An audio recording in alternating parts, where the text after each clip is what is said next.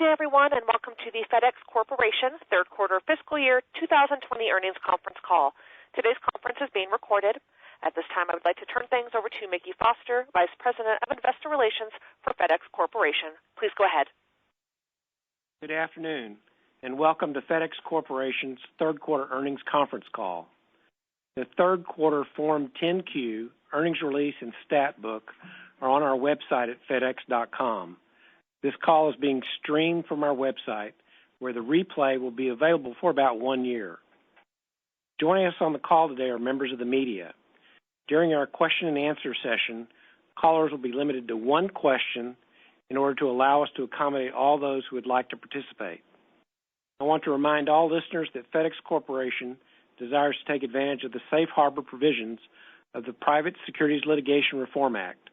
Certain statements in this conference call, such as projections regarding future performance, may be considered forward-looking statements within the meaning of the Act. Such forward-looking statements are subject to risks, uncertainties, and other factors which could cause actual results to differ materially from those expressed or implied by such forward-looking statements. For additional information on these factors, please refer to our press releases and filings with the SEC.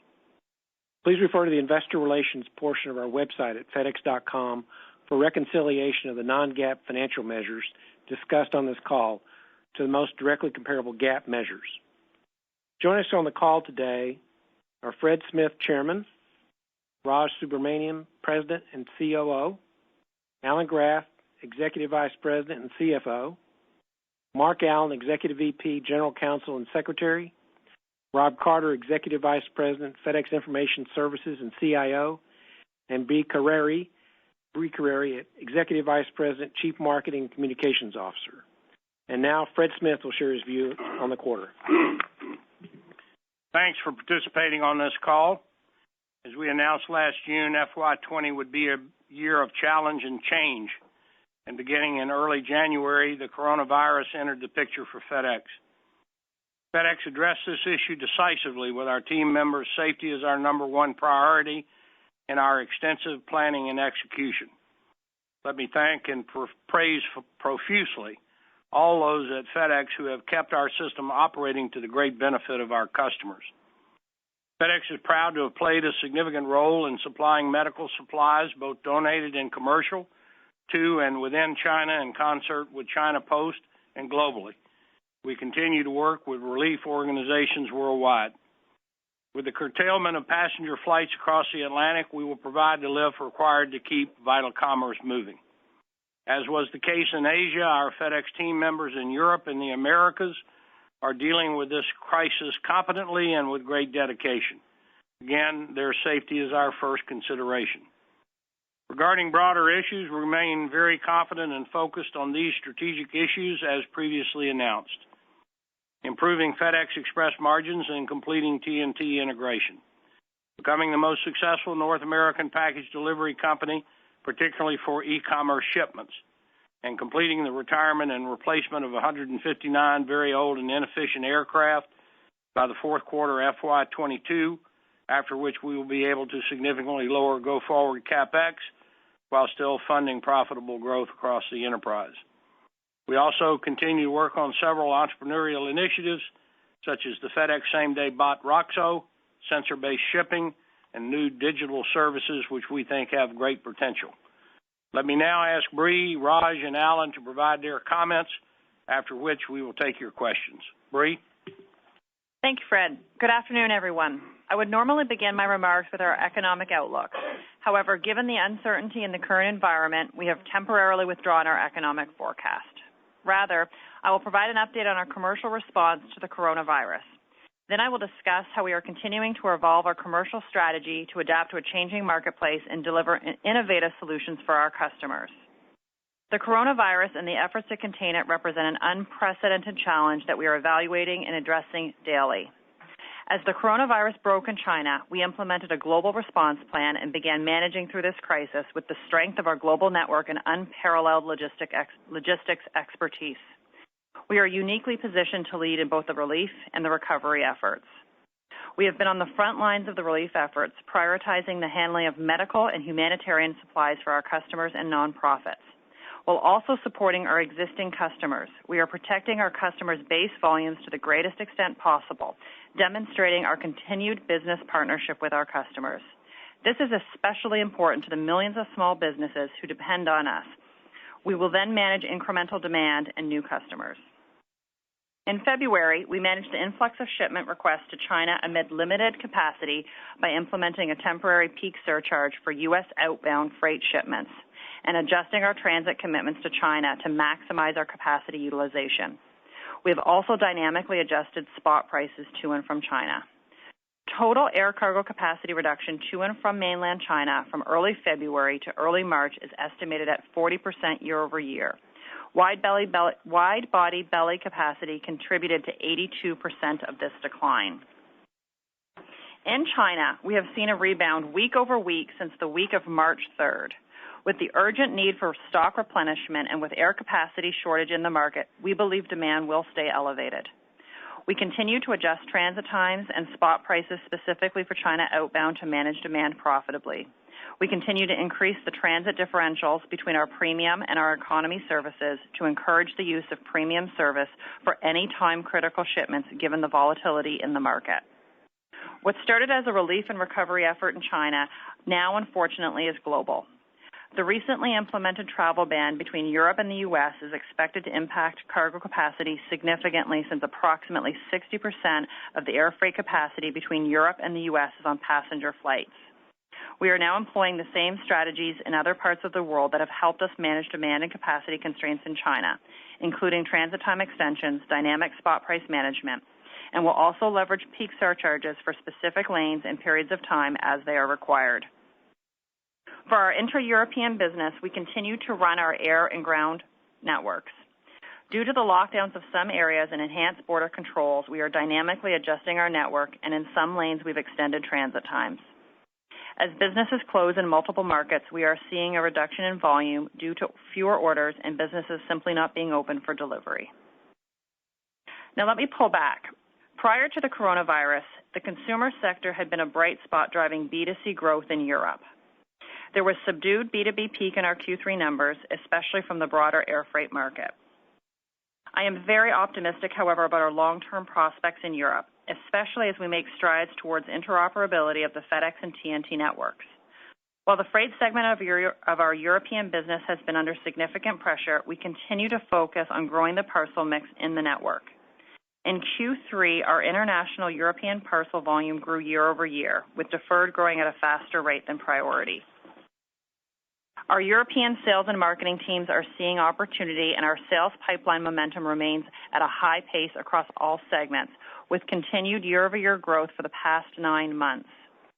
In Q3, our sales team in Europe have been successfully closing business 30% more quickly than the previous year. In the past year, we have generated more than 12,000 e-commerce opportunities, adding more than 3,400 customer wins. Nearly half of these wins are brand new FedEx customers. More than 60% of this new e-commerce traffic is international export volume. As part of our international growth strategy, we have launched a new digital shipping tool for small business customers across 54 countries in 7 languages. Early metrics show conversion rate from a rate quote to creating a shipment label at 3x the previous application. Almost 2 million e-commerce shoppers in 25 key European markets now utilize FedEx Delivery Manager to manage their shipments. And in FY20, we have also grown our convenience retail network to over 14,000 locations across Europe. Combined, these enhancements strengthen our competitiveness and position us very well for success in Europe for years to come. Now let me pivot closer to home. When FedEx Ground began its 7-day delivery in January, our industry-leading e-commerce value proposition became even more powerful. Sunday residential delivery includes delivery to more than 188 million people, which encompasses 75% of U.S. GDP. FedEx Ground is faster to more locations than UPS Ground. Because of our 7-day network transformation, 16% of FedEx home delivery package volume has been accelerated by at least 1 day, resulting in more than 72% of volume being delivered in 2 days or less. In fact, since now we deliver to most of the U.S. population on Saturdays and Sundays, our net speed advantage for our home delivery shipment increases throughout the week. Let me explain. For packages picked up on Monday, we're approximately 20% faster than UPS. And by Friday, the packages picked up on Friday are now more than 80% faster than UPS ground. For both our FedEx home delivery and our FedEx ground commercial services, we are at least 1 day faster in 320 million zip pairs. In FY20, we have, however, experienced some yield pressure due in part to the commercial ground volume softness, which we believe strongly is linked to the economy. However, our transit time superiority and 7-day service continues to create significant growth and market share improvements while delivering exceptional value for customers both small and large. Currently, our FedEx ground volumes are strong. Our largest retail customers' volumes are rising as social distancing efforts are encouraging consumers to shop from home. Finally, turning to our freight business. FedEx Freight and the LTL industry have experienced a reduction in volumes over the past year due to the slowing economy. Despite pressure on volume growth, the team has done an amazing job driving revenue quality. We have a very strong value proposition that includes a comprehensive portfolio of solutions across our enterprise and our end-to-end support for our customers. With that, I'll turn it over to Raj for his remarks. Thank you, Brie, and good afternoon. Our global team has been working tirelessly to mitigate the effects of the coronavirus on our business and assist in relief efforts. We are first and foremost focused on safety and support of more than 475,000 global team members and our customers who need our assistance. FedEx is one of the few companies in the world that has the network and capabilities to keep commerce and aid moving during this time. We are keenly aware of this fact and the role we play, and we view it as our duty and responsibility to continue supporting our customers and communities in a safe and effective manner. We are laser focused on preparation, mitigation, and relief response. We have countless remarkable examples of ways we are working with customers to combat this virus on multiple fronts, both in the U.S. and worldwide. In addition to our extensive relief efforts in China over the last few months, we are providing support within the United States, including the delivery of test kits, masks, gloves, and personal protective equipment to hospitals, labs, testing centers, and homes. As part of a public-private partnership with many of our healthcare customers, we are working to rapidly deploy medical supplies to labs and clinics nationwide.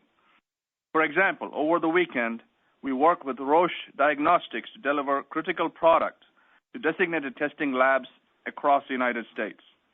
This is just one of many Herculean efforts underway. Time is of the essence when it comes to getting test kits and medical supplies to healthcare providers to flatten this curve, contain the virus, and save lives. And our team members are working around the clock to respond to this global pandemic. We're keeping their safety at the forefront of our operations and have suspended signature requirements to promote social distancing. I cannot emphasize enough how proud I am of the manner in which our people have rallied together in the face of this unprecedented situation.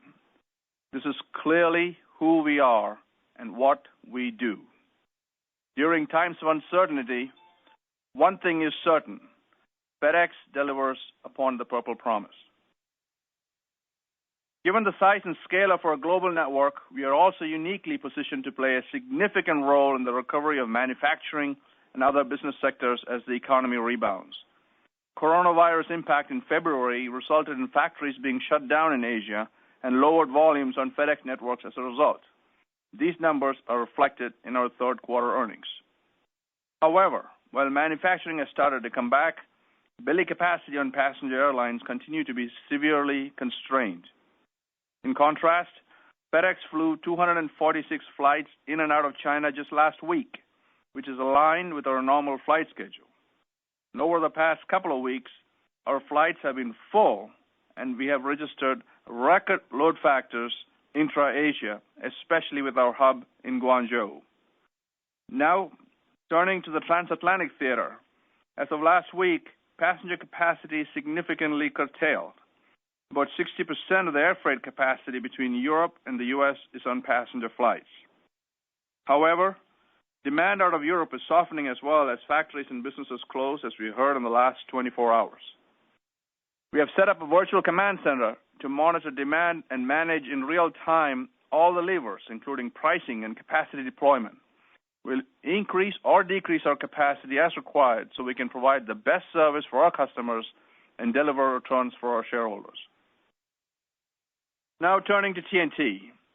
We continue to make significant progress on TNT integration around the world and are on track to deliver important milestones as we end the fiscal year. In Q4, we will complete the interoperability of the intra-European ground network. This will enable us to lower our cost to serve as the related FedEx operations continue to be optimized.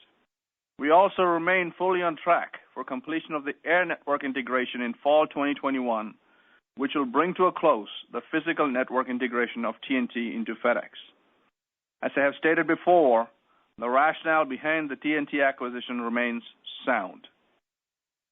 Earlier this quarter, we announced FedEx Express would be contracting with FedEx Ground for the transport and delivery of select day-definite express residential packages in the U.S. That rollout began earlier in the month in Greensboro, North Carolina, and we are already seeing positive results.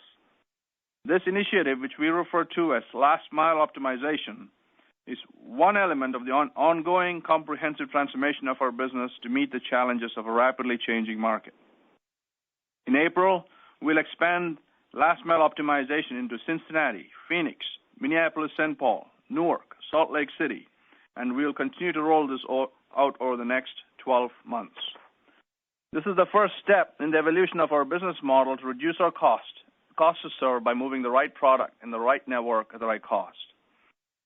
On previous calls, we've discussed Ground's transformation to serve the dynamic e-commerce market, including weekend residential delivery, handling SmartPost volume in the Ground network, and finding new, safe, more efficient ways to deliver large packages.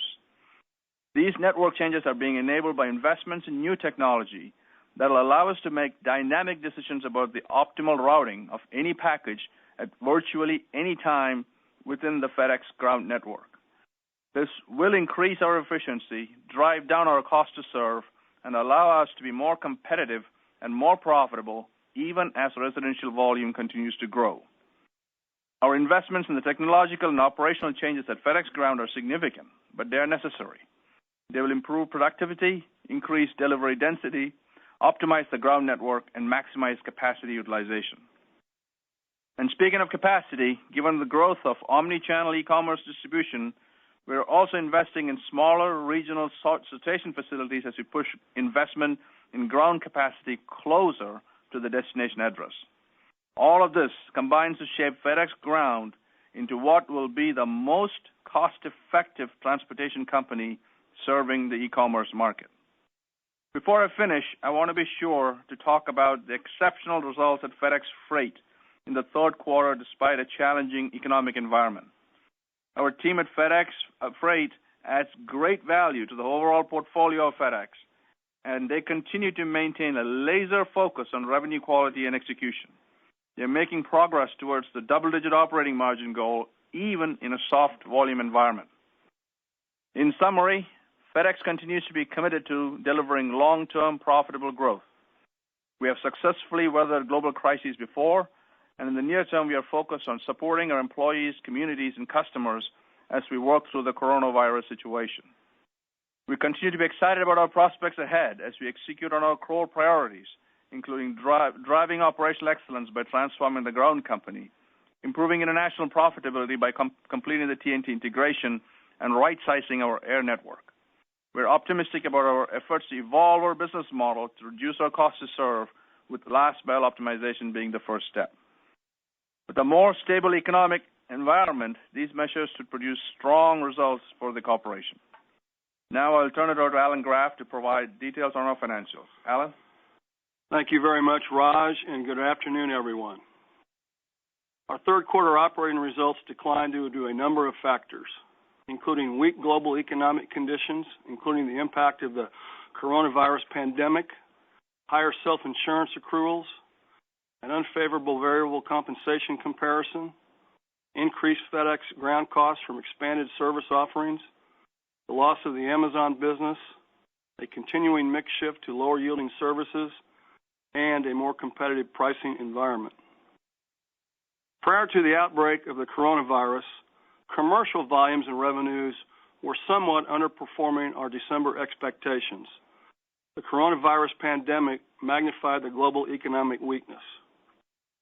A reversal of our corporate annual incentive compensation accrual in the third quarter of last year drove a negative year-over-year comparison of approximately $115 million. The variable compensation comparison is expected to be a modest benefit in the fourth quarter. Higher self-insurance accruals negatively impact ground margins by approximately 180 basis points. The combination of headwinds of the expansion to 6- and 7-day delivery and the loss of the Amazon volume negatively impact ground margins by approximately 190 basis points.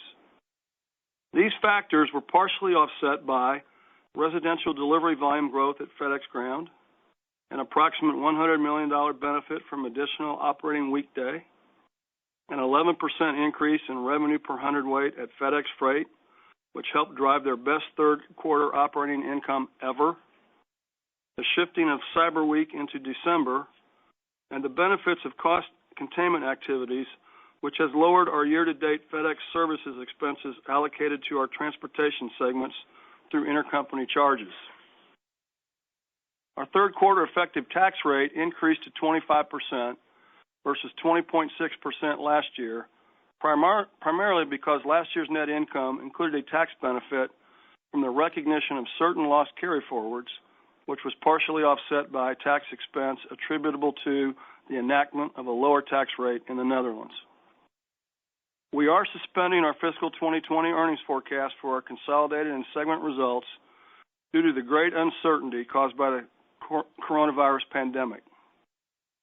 While we cannot currently predict how long the economic impact of the pandemic will last, we do remain confident in our long-term strategy and our ability to adjust to market conditions.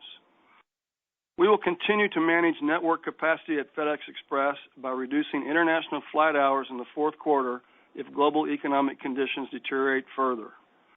However, if global air freight demand increases as the world recovers from the COVID-19 pandemic, we have the ability to flex our network to meet the needs of customers. We expect continued revenue growth at FedEx Ground during the fourth quarter. However, we expect higher operating costs from the expansion to year-round 7-day residential delivery, and weak economic conditions will negatively impact FedEx Ground results in the fourth quarter. To further mitigate near-term headwinds and position us for future earnings growth, we are attacking costs throughout the enterprise, including continuing to retire our oldest and least efficient aircraft, integrating TNT, and lowering our residential delivery costs by having FedEx Ground deliver FedEx SmartPost and certain FedEx Express packages.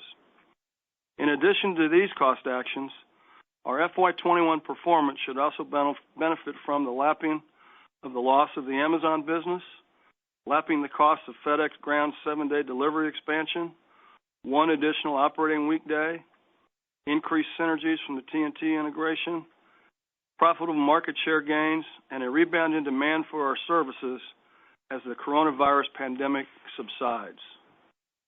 We expect to finish FY20 with capital spending of approximately $5.9 billion.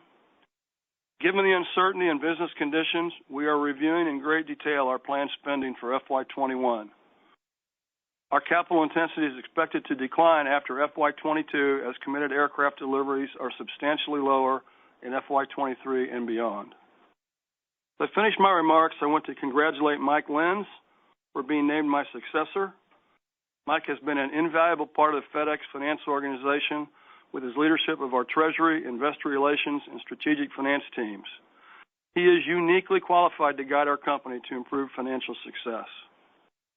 As to the outlook, although we have been performing well in March up to today, as Raj discussed, there is so much uncertainty that we cannot give guidance nor comment on any question related to near-term financial performance.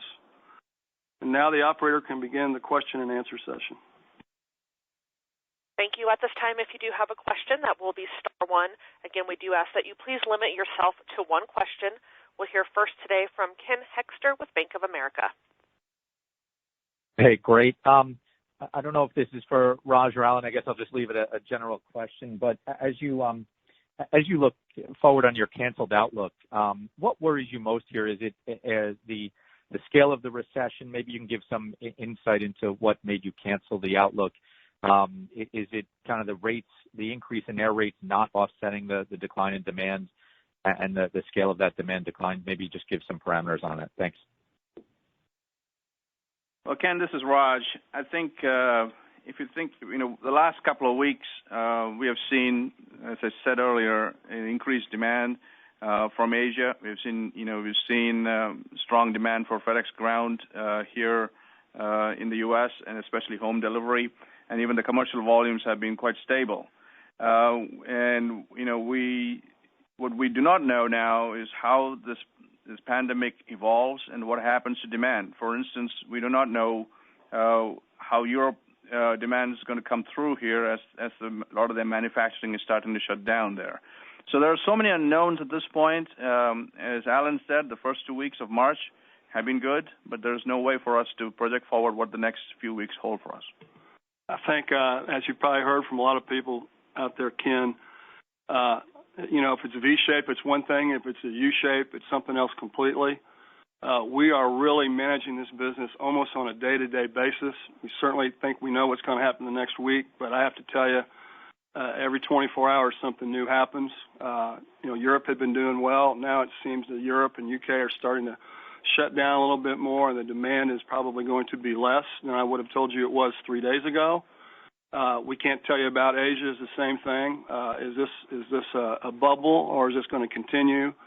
I do know that we have great plans in shape from the cost side to go either way, and that's the best we can tell you right now because it is just so uncertain out there. We'll move next to David Ross with Stifel. Yes, good afternoon. Just a question on the transition of SmartPost, bringing it in-house to Ground.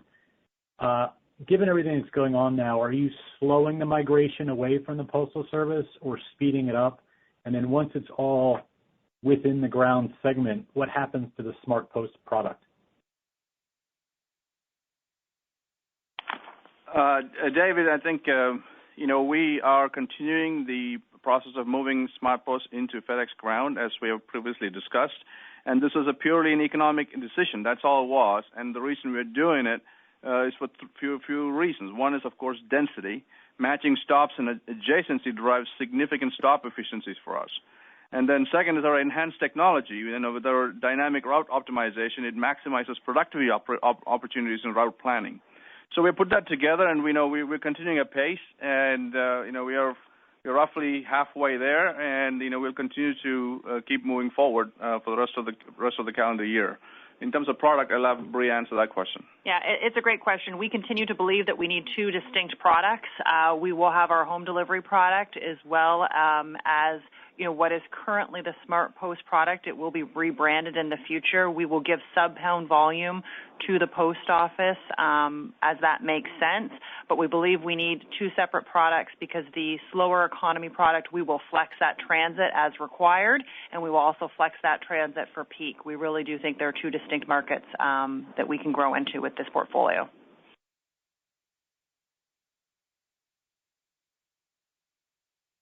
And from J.P. Morgan, we'll hear next from Brian Ossenbeck. Yeah, hi, good afternoon. Thanks for taking the question. Just wanted, Alan, if you could give a little bit more detail, rather, on the cost initiatives. It sounds like you're doing some things we've heard of before, retiring the fleet, doing TNT, doing the Ground to Express. But what else is on the radar, realizing it's uncertain at this point? Can you commit to anything else, given the outlook has been pulled and there's a lot of moving parts out there?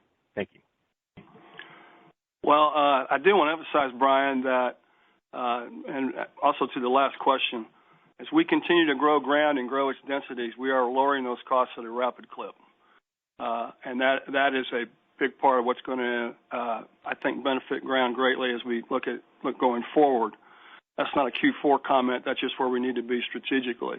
The same thing with the amount of flat hours that we've taken out right now as we continue to right-size the intercontinental air network at Express.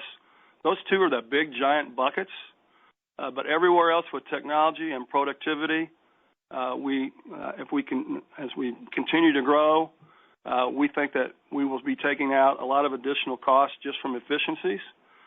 We've frozen and reduced our overhead. I have a number of scenarios, good and not so good, where we'll know what steps to take as we go through this. And as I said, this is a day-to-day and week-to-week look right now. And we're managing as we go. And I'm confident that we'll be successful in doing that, short of some really bad outcome that I don't know that anybody's projecting at this point.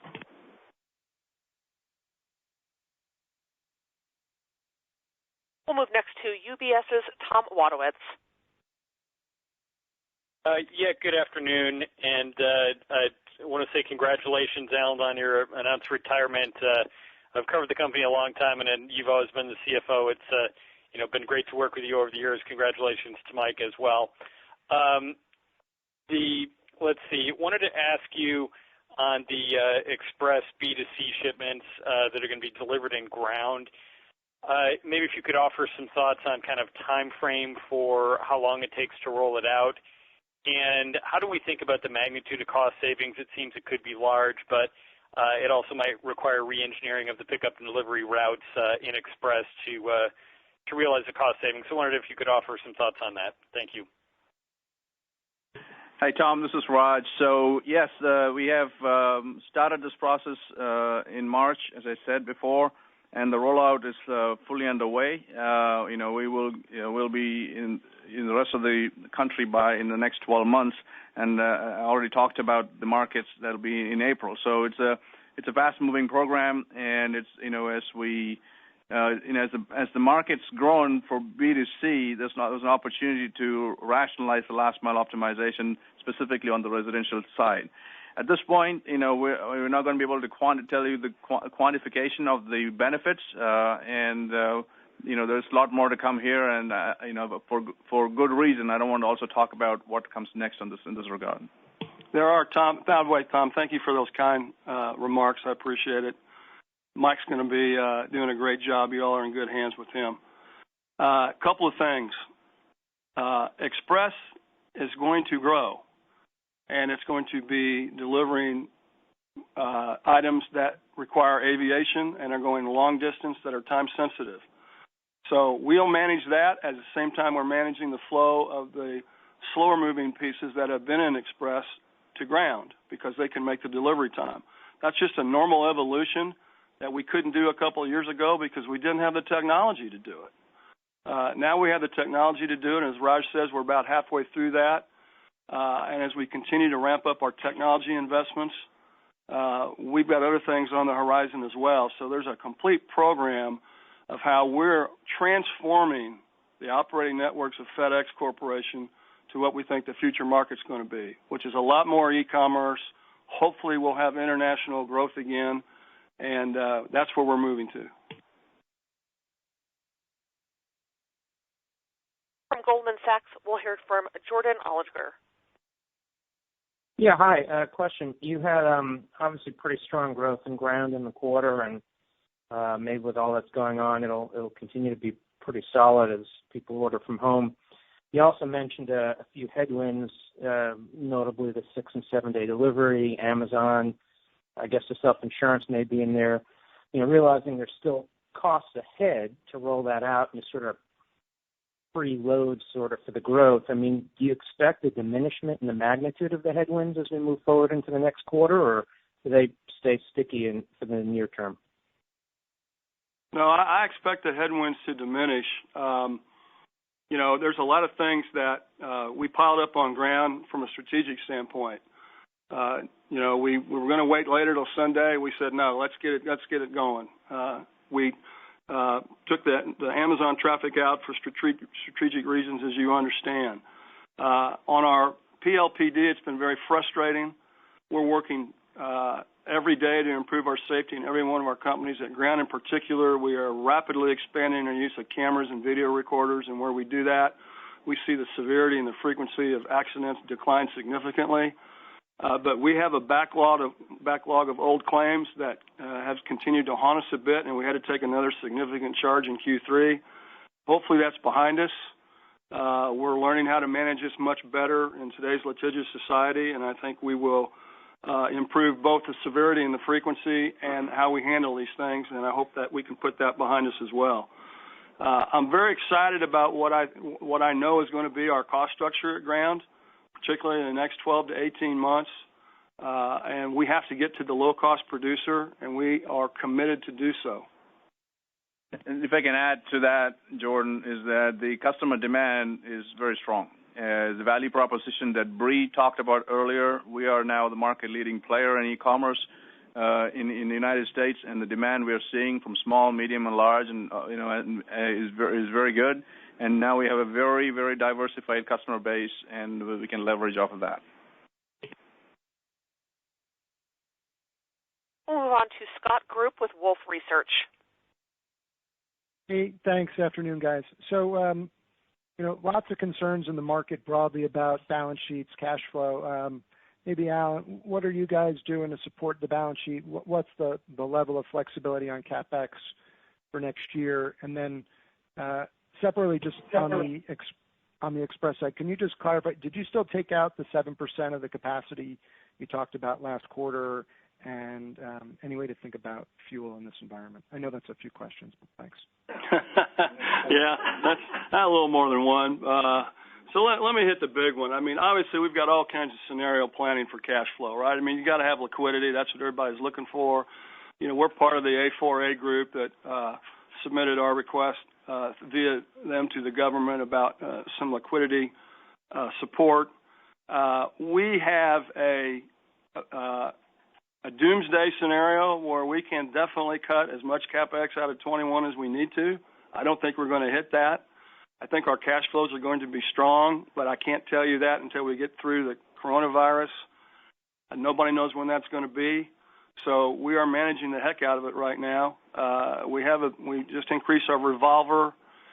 We have many, many, many unencumbered, beautiful new aircraft that we could use if we needed to for liquidity. So I think as compared to my friends in the passenger business, we are in really good shape in that regard. As to fuel, if it stays down here, it should have somewhat of a benefit. But, the fuel surcharge is just one of the surcharges that we use in managing our business. So we'll just see how that goes. We had committed to you, I think, 6 to 8% of flight hour reduction in Q4. I would say today we're not there because we're flying more in Asia than we had expected to, but we're pretty close to that range.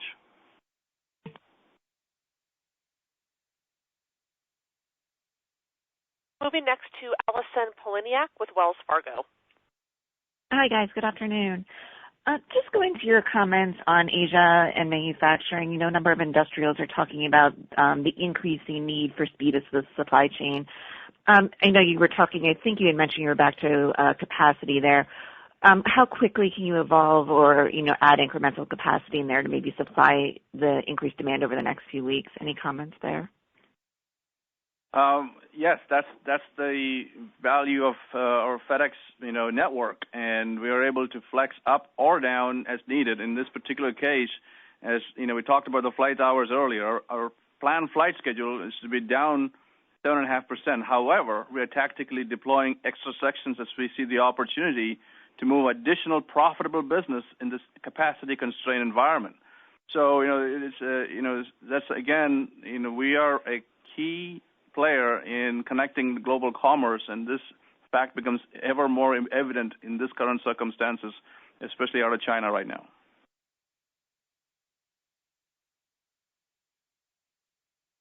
From Credit Suisse, we'll hear from Allison Landry. Good afternoon. Thanks for taking my question. So just considering the prospects for a global or U.S. recession or severe downturn, how should we think about the decremental margins at Express relative to what you saw in the second half of fiscal 2009? And specifically, could you frame the structural changes you've made in the business during the PIP and even in more recent years that maybe could result in some downside protection relative to historical decrementals? Thank you. Well, I've been through a few of these in my 40-year career at FedEx, and I think we've always rebounded very well from them and always managed them very well.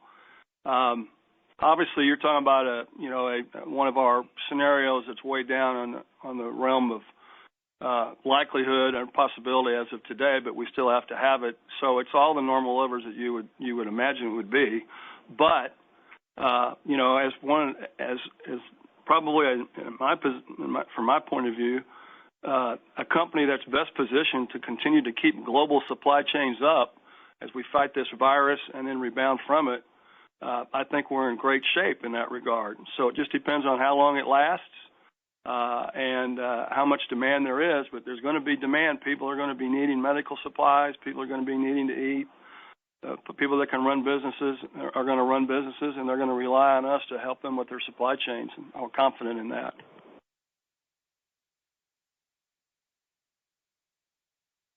We'll move next to Brandon Oglinski with Barclays.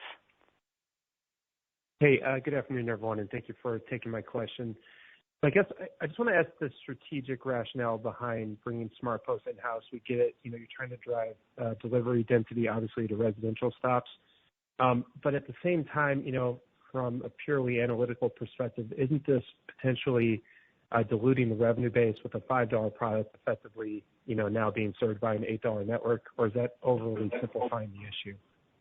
Well, I'll talk about the cost part, and I'll turn it over to Bree to talk about the dilution part. Every time we have a match or a near match of a SmartPost package in our ground network, our costs are significantly below the postage for SmartPost. So it's just math. And the more of those we get out there, the more productive then our independent service providers can be with everything else that they're delivering. So it has a wonderful effect on the productivity and the cost per package across the entire network, and it's working extremely well. I'll let Bree talk about the marketing part. Sure. As I mentioned before, there's a couple of different nuances from a features of service perspective, but they are important. The first, from a home delivery perspective, it is a guaranteed product. The SmartPost product is not a guaranteed product, so if you need that peace of mind, you're going to pay for it, and we continue, as I mentioned earlier, we have studied this with a lot of rigor and a lot of in-depth analysis. There are two distinct markets there. In addition to that, we have a variety of different features of service on the home delivery product. There are different features of service from a consumer perspective. We call them consumer delivery options that are available on the home delivery product. They're not available on the economy product. And as I mentioned earlier, we do believe that a portion of the product, the sub-pound, will continue to be delivered by the post office. We've studied this. We think this is the right portfolio, and we're very confident in that decision. Moving on to Jack Atkins with Stephens. Hey, good afternoon. Thank you for taking my question. Can you talk about what you're seeing in terms of business trends among your core B2B customers? It certainly sounds like B2C traffic has been strong over the last couple of weeks, but what's happening with that core B2B base?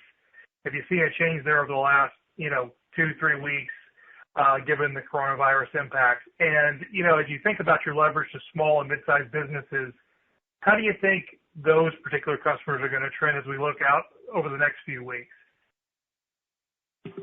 Yeah, it's a great question. Let me talk about our B2B base because it does vary around the world. Here in the United States, as Raj mentioned, from a commercial business, we see that currently to date it is quite stable. From an Asia perspective, we're actually quite optimistic. From a stock replenishment perspective, we have seen throughout the month of March really day over day, week over week improvements from a volume, and the vast majority of what we have coming out of Asia, the vast majority actually, is commercial traffic. What we talked about this morning, actually, when we looked at the Chinese recovery, what we have seen is 90 to 95% of large manufacturers in China are now back to work in some capacity. closer to 65 to 70% of small businesses in mainland China are coming back to work from a manufacturing perspective. So we believe output is in around 65 to 75%, and we are seeing that rebound. So from an Asia perspective, we feel really good. Large customer leading, small customer coming back from a China perspective. Europe, right now, we can't predict because it has had the most change, I would say, in the last 24 to 48 hours. You've all seen the media. We do anticipate by the end of the week to be incremental manufacturing closures in Europe. So we are anticipating more softness there in Europe, but the U.S. is strong and Asia is in really good shape as we speak today.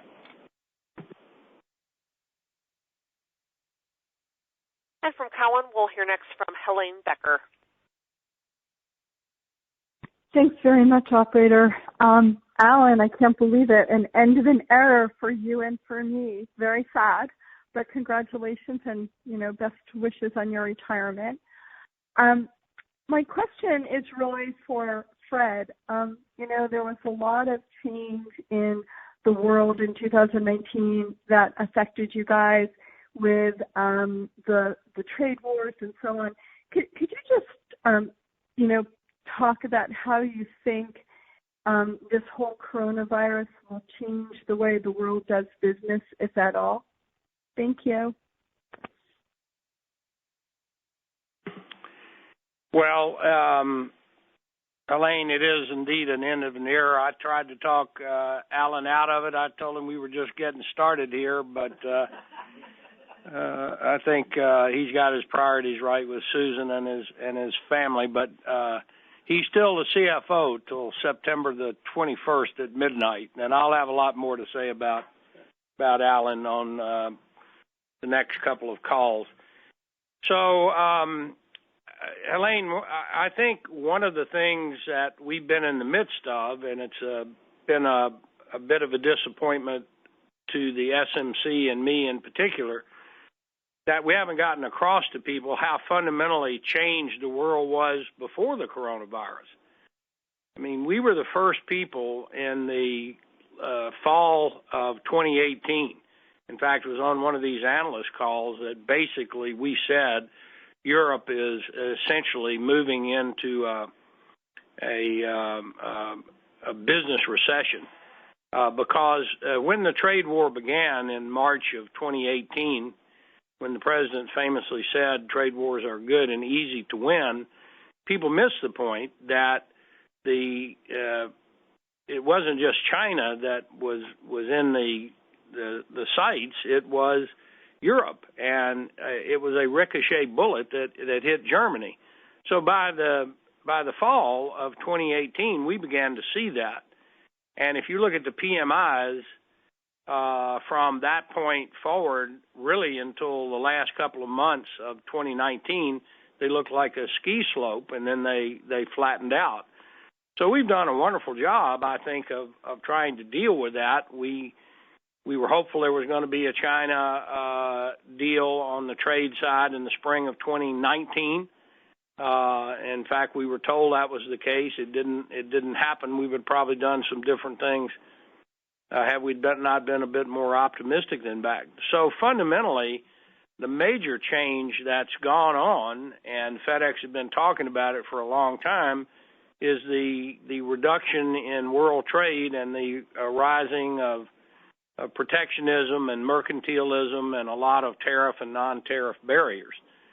So you add the coronavirus on top of that, and world GDP growth this year is going to be extremely small. And I know we've suspended our economic outlook. So I think that's number one, is you're going to see probably less international trade because of those political trends. Maybe it will turn around, but there's nothing that seems to be a catalyst at the moment that says that.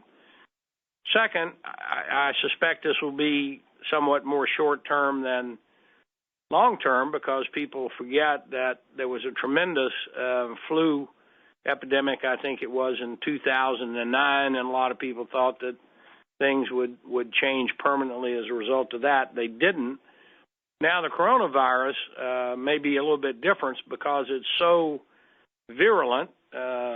obviously, in terms of the contagion, it doesn't seem to be as dangerous to most people, but the lethality for older people with underlying diseases is quite stark.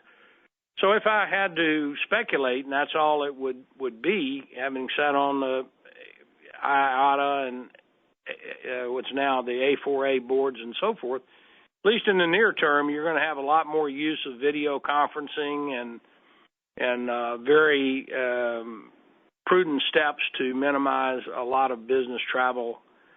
I think that's going to be one of them. And then third, we're already in the midst of this e-commerce revolution, and we've leaned into it, as we've said, particularly as we went into this fiscal year. I don't think that that's going to stop, and I think the major retailers are very heavily focused on that. And people misunderstand the e-commerce market is not just one monolithic market. There's sort of the tier one set of inventory, tier two, and tier three. Tier one are the things we use every day, paper towels and consumables and one thing. And I believe I'm correct that Amazon announced today or recently that they were going to restrict a lot of the non-essential products. So you see the big retailers and our big customers moving to be very effective competitors into this tier one. And to get to Raj and Alan's point, again, we are very confident we're the low-cost producer. We didn't insource SmartPost because we felt it was a good idea. We did it because the basic math said that we should. And with this tier one short-haul e-commerce, we think we can be the low-cost producer and the market leader there. And in fact, we don't think it. We know it. And so we've leaned into it painfully, but we said that at the first of the year, that this would be a year of challenge and change. And as I said, now you have the coronavirus on top of it. So those are the three things I think are going to change. Probably slower global GDP growth and international trade. We think we can take significant market share there, but we have to be very disciplined. And number two, I think you will have some changes in business travel. Maybe all travel, but certainly business travel. And then third, I think the e-commerce revolution will continue, and we plan to be a big part of that.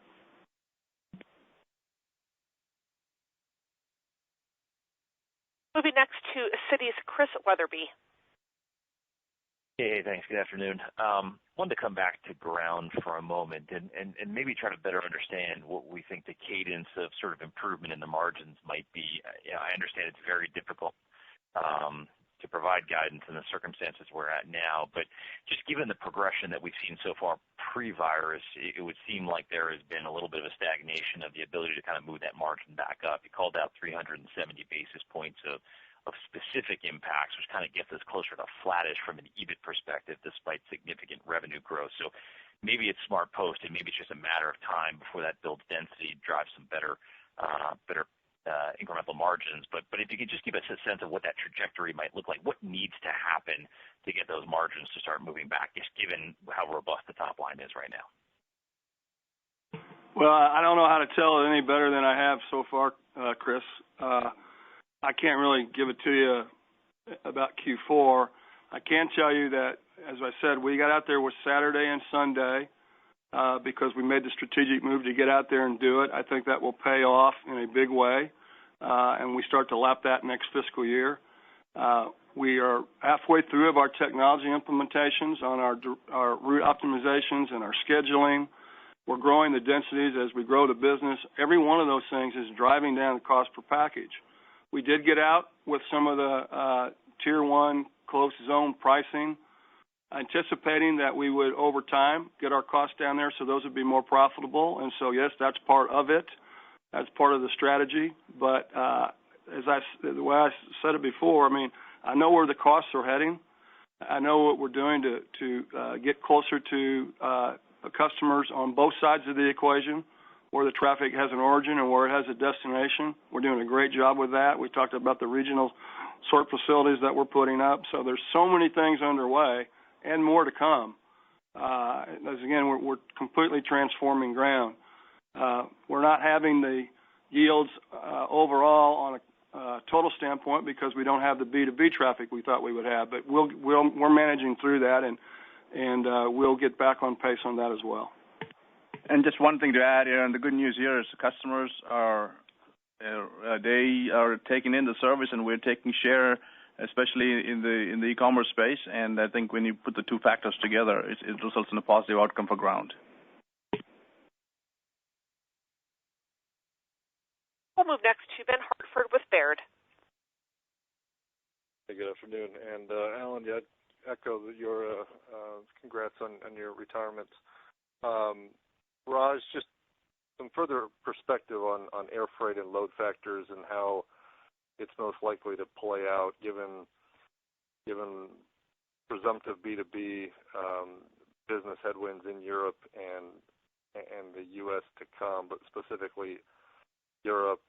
How long do you think this demand to supply in equilibrium, these high load factors to persist out of Asia?